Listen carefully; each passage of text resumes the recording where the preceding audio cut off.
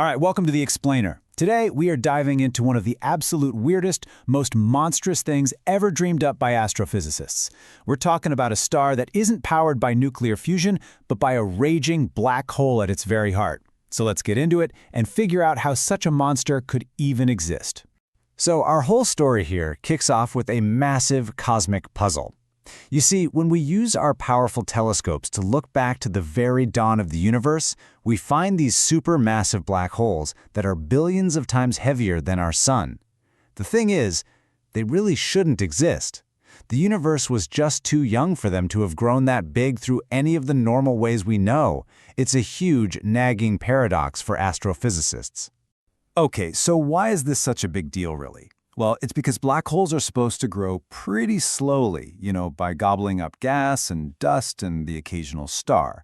To get to what we call supermassive status, it takes a long, long time. Seeing them already fully formed way back then is kind of like finding a giant redwood tree that somehow grew to its full height in just a couple of days. The math it doesn't work. Something's missing.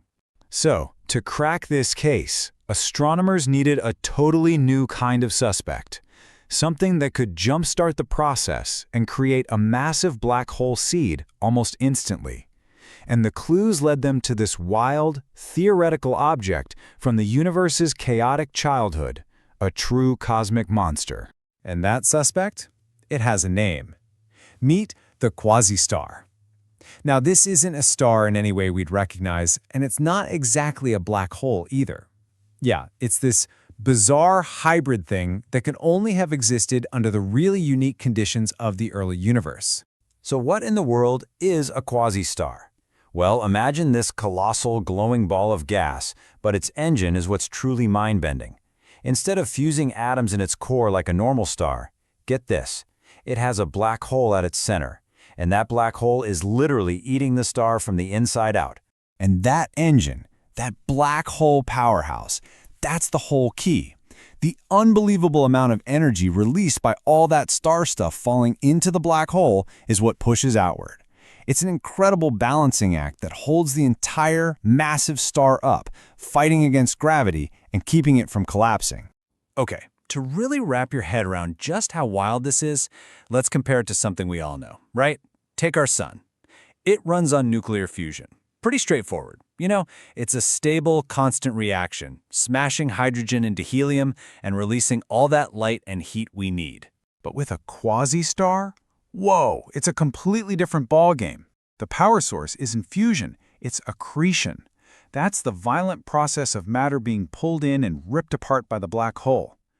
The fuel isn't just hydrogen and helium, it's the star itself. The whole thing is just fuel, getting ripped apart and devoured from the inside. Right, so you're probably wondering, how does something this bizarre even form? Well, its life story is just as extreme as you'd think. It's all about living fast and dying weird.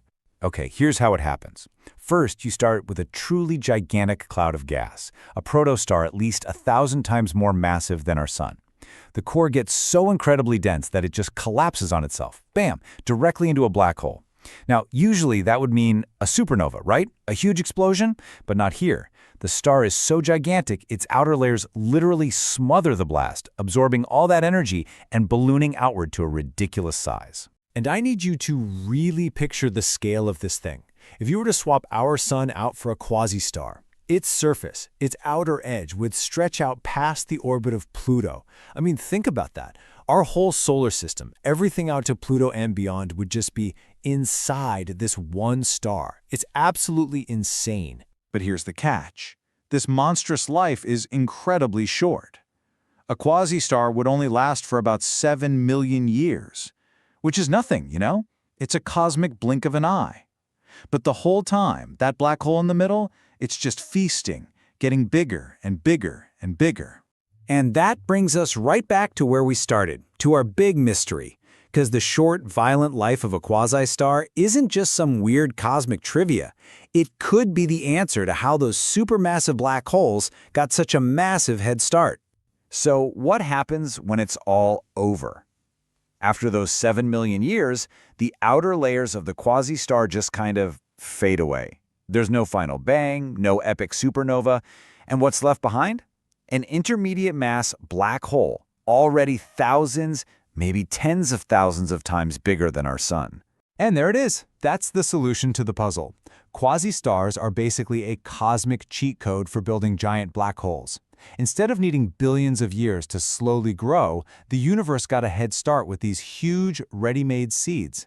It perfectly explains how these giants could be hanging out in the early universe already fully formed. Okay, this is an amazing theory. It sounds great, but is any of it real?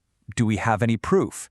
Can we actually spot these ghosts from the dawn of the universe? So for now, quasi-stars are still technically theoretical. But with the James Webb Space Telescope, we're peering back to the dawn of time, and we might have actually spotted some.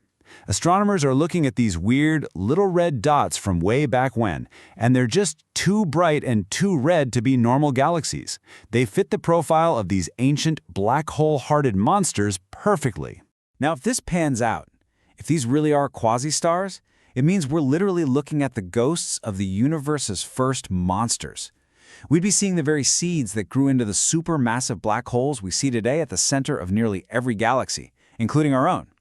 We'd be looking at the architects of our modern cosmos. You know, finding quasi-stars would solve one huge cosmic mystery, but it also blows the door wide open to an even bigger question. If these monsters existed, forged in the fires of the early universe, what other strange, impossible things are out there? What other cosmic monsters are still hiding, waiting for us to find them in the deepest, oldest corners of space?